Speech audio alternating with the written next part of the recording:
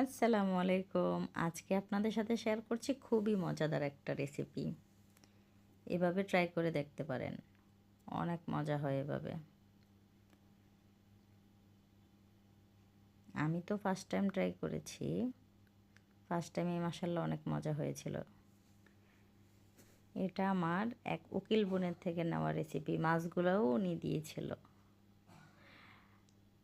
তারপরে উনি আবার ডাঁটাও এনে দিয়েছে নিজেই বাজার থেকে। আবার বাসায় এনে এগুলা কেটেও দিয়ে গেছে।